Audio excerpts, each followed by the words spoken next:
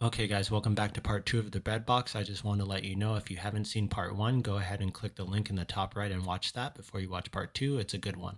Also, I wanted to note that this is a corner bread box that's going to be 2-tier. It's unlike your usual bread boxes. So it will fit in the corner. You won't be losing space like you would if this were a rectangular one where you had to slant it. It'll fit nicely.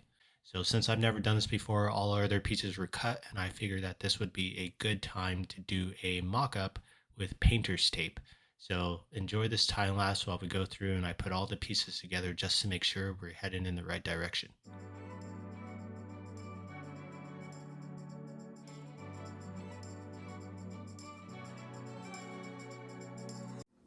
Hey everyone, it's Neil and welcome back to my garage. I just want to say sometimes it is better to do a mock-up and use tape to make sure that what you're building makes sense. And here I'm just making sure that these angles that I cut make sense, and it looks like it does, so I'll continue on. All right, now that we know we're heading in the right direction, we're going to take this thing apart and we're going to start to glue up. So we're going to sand this down before we glue it up just to make sure, because it's going to be way easier if we do it now before we try to glue these panels. Take your time here. This is a lot of sanding. I think it's well over an hour.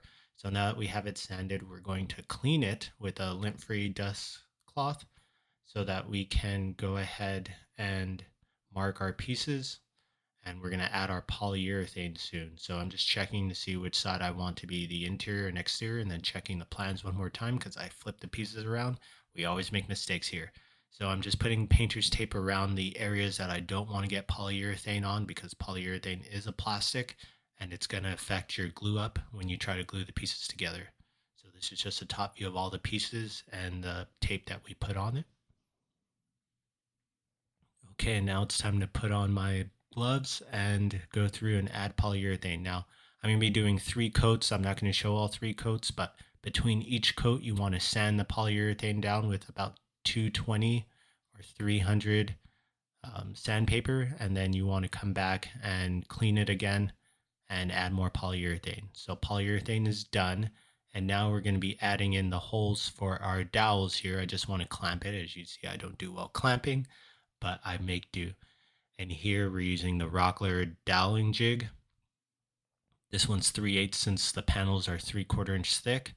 And just take your time with this. You don't want a bunch of tear out. So this is sped up, but I am going really slow, and it should suit to the other side. That's fine. You want to clear the chips.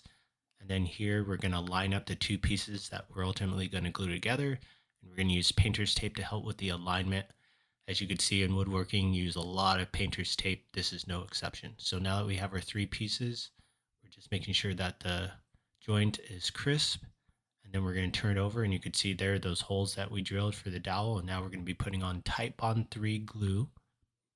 And make sure you put enough on there. I like to put a lot and then wipe it off with water. I know some people don't like to do that because it quote unquote messes with the finish, but for me, I'm not too worried. I'm going to be painting this. And then here you can see. Now, the reason why I'm showing it this way is because I did not know what I was doing. So I cleaned up the glue, and then I realized I didn't have a way to hold this because of the angle. It's a 45-degree angle. So I realized that once I didn't have a choice, I had to hold it. So I'm holding it manually just like this, which is not the best way. I'll show you a second time around how I figured out how to do it without using clamps and my hands as clamps. So now for this piece, we're just putting wood glue on the inner part, and then we're going to knock in the dowel. And then same thing. This is the second process that we're doing, and this one's going to be a lot smoother. I'm going to show you exactly what we do here differently. And once we put our wood glue on, you can see that we're going to use screws, and that's basically the way I was able to get it to work. Was I drilled screws through the holes where the dowels are going to go so that it can hold the 2 pieces together. And then once they were dry, I took the screws out and then put the dowels in. So that's the secret to being able to hold these together. Just use screws and then take them out once it's all dry. Okay, so now that we have both pieces of our corners, we're going to be putting in the center pieces as a test fit for a face frame. Again, I've never done this before, and as you can see there, I made a mistake. So that's why we want to do a dry test fit first, always, just to make sure. and this is going smoothly. So now that I'm happy with that, you can see here I've added glue on the left hand side, and we are going to be putting this together for real this time. But one thing I want to caution, so you see I'm clumsy there, is that I did make a mistake, and you'll see it here coming up. And this channel is all about showing what's real. And here you can see I put in the right side, not realizing that I now have no way to put in the centerpiece. And everything looks good until I realize, oh, because the centerpiece has dowels now, I'm going to have to take off the left side. So here you see the left side is gone. Now I'm putting glue on the centerpiece so that we could put that in on the right side, and then we'll come back and have to add it on the left side. So now we're putting the centerpiece on the right side. Good thing I caught that. Had it been another few minutes, then the glue would have dried up and I would have likely messed up the piece, but I caught it just in time. And now here we're gluing the left-hand side again for the second time and just using water to clean up the glue. It's going to be way easier to do it now than when it gets all dry. It's going to be really hard to sand that down and not mess up the piece. Okay, so the front pieces are all together, the corners and everything. Now we're going to be putting in dowels on the right side so that we can plug those holes. And so I've just taken my time.